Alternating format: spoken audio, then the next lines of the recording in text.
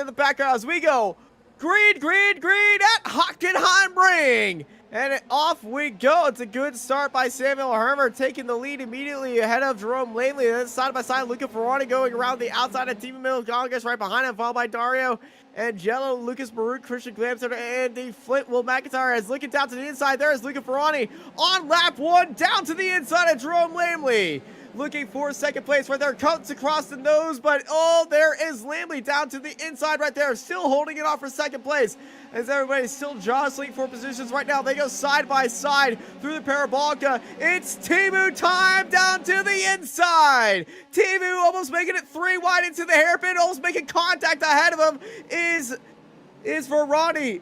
And Langley, as Timu holds it down to the inside, getting ahead of Langley right there and back into third. Now, Jerome Langley pulls to the inside of Luca Verani behind them. That's, who is that? That's Dario making a move on Timu 2x2 as they head into the hairpin.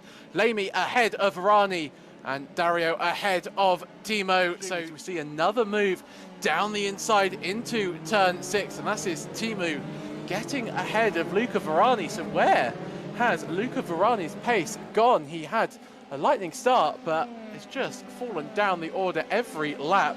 And this is Lucas Maruk on the inside of Christian Glamsetter. They head side by side into Mercedes Arena. Glamsetter on the inside. Is he going to be able to hold the inside? No, Lucas Maruk goes all the way around the outside. Just see McIntyre in the slipstream, hugging that back of that car as much as he can. Pulls out to the inside, and I think this is going to be a fairly standard late braking maneuver. And yeah, he gets it slowed down nicely. And we have another move there. That's Alistair Hay on Simon Fessy. They're side by side on the exit. And we know, Austin, that this can get really tricky and really spicy as we head through turn 7 towards turn 8. Yeah, Fessy around the outside. He's got to have the speed. Now he's got the inside line. Cleared him by a mile heading into the braking zone right there. Well, this lap by Lamy compared to Hermer is pretty quick. It's a 10th faster that time by. So Jerome Langley has definitely had the pace on Samuel Hermer, and when they were battling, they were 1.5 seconds behind Hermer, so they've gained half a second. This is Luca Verani losing his position to Lucas Marut. Verani on the inside, locks up a little bit, makes it towards the apex. Oh, but lovely! Going to have such a better exit. And we're going to see a move into turn 7. Luca under pressure by Lucas. Lucas on Luca. Lucas looking down to the inside, now looking onto the outside. Luca onto the inside, sends it onto the inside of Lucas, but Lucas, trying to hold it around to the outside right there. Let's see, is Jerome Lamy a little bit closer through, a little bit closer to the wreck? Around goes the Jello. I feel like he's hit that inside curb. He was really scraping the wall. Yeah, he's hit that inside curb, and around the car goes, lost it, locks up the brakes right there. And Lucas Marut trying to go from there. They're 3 wide coming out of the hairpin down. In 26th place. So they're side by side, the 95 of the 35 on the inside. That's a big lockup by Clark Williams. This is what happened to Reed Dennis right here. You see innocent bystander lock up in the car, avoiding action right there. Yeah, and what's worse for Reed Williams there is he just found out. Ronnie goes wide, and Angelo in the corner that sent him down to 5th gives him 4th. Yeah, there'll be more like 50 pence pieces than tyres after that. Lamy so much later on the brakes into turn 2. Another lock up there from Sam Herman, really starting to feel the effects of the tyre wear. 3/10 gap now, and I think this is Jerome Lamy's best opportunity, at least in the last sort of 10 laps or so. 2 tenths separate them now. He's gained a 10th in the toe. He's got the opportunity. Hermer defending out to the inside. He's gone for the dummy. Lamley sends it down to the inside of the hairpin. Jerome Lamley has the first place coming out of the corner, but he spin off the wheels off the exit. Here comes Samuel Hermer looking onto the inside as they approach the Mercedes grandstand right now. Side by side, they're going to go. Hermer retakes the lead. Lamley down to the inside. Lamley has the lead into the corner. Hermer goes out wide, gets caught up into the little trough on the outside of the curb. And Jerome Lamley has the lead. And that one lockup cost Sam Hermer the lead. Of course, we've still got around 5 laps of racing to go. Hermer can get this back. Lamley's so wide at the exit. Off goes wide is Lamley's. This fight is not over yet. Hermer dealing with lockups, Lamley dealing with off-track and kitty litter. Now on the offensive is Samuel Hermer. Hermer up onto the draft of Jerome Lamley is going to bide his time right now. You know how much speed you can gain through the Parabolica. He's waiting for that moment right now. He's in the draft. He's on the gearbox. He's got his nose buried in that diffuser.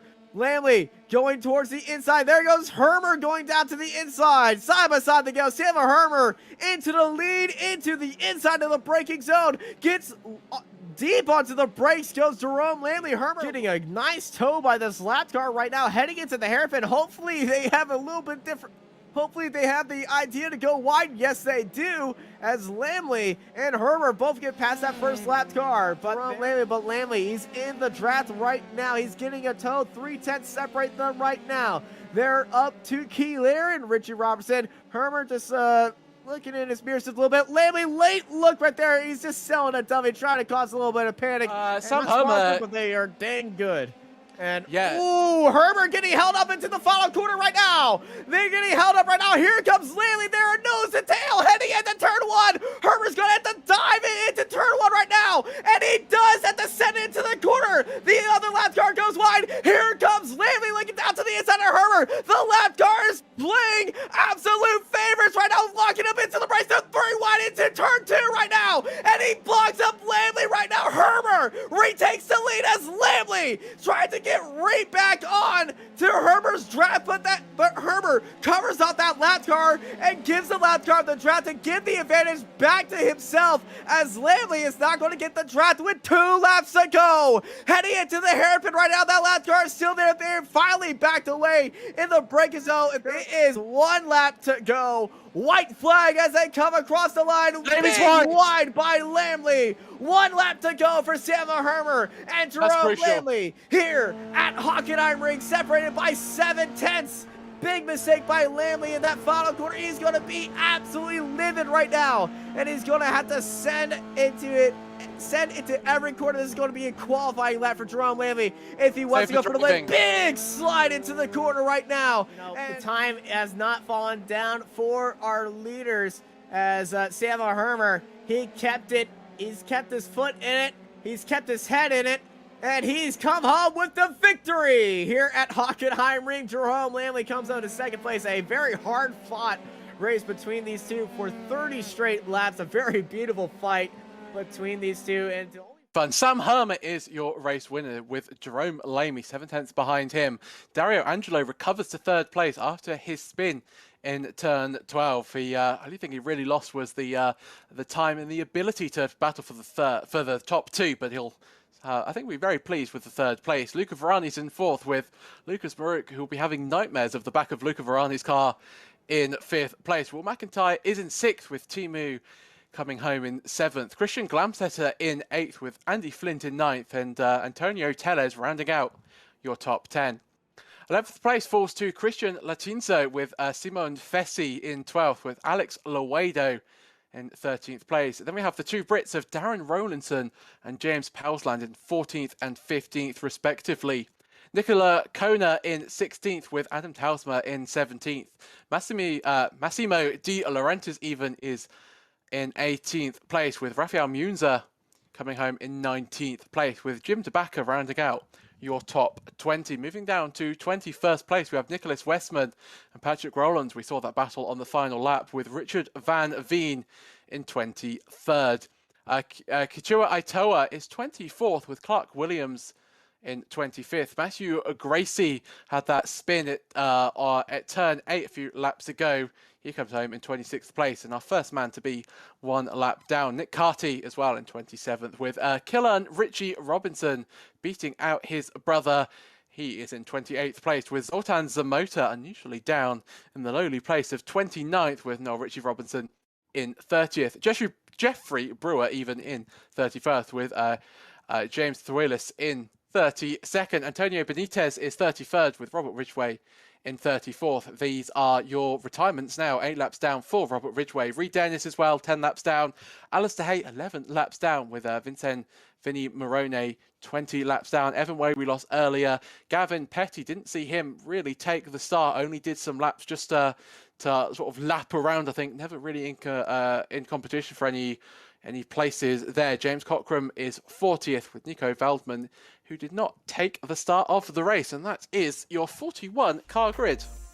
Yeah, 40 cars took the grid, 30 laps. What a day it has been here at Hockenheim Ring, and I'm so happy to be back with iGPFUN after that week break. I gotta be honest, that Sunday it was missing a little something. I always enjoy doing it, and I've been doing iGPFUN broadcast for I believe 2 years or something crazy now, and let me tell you, it was a little bit odd not doing it last week.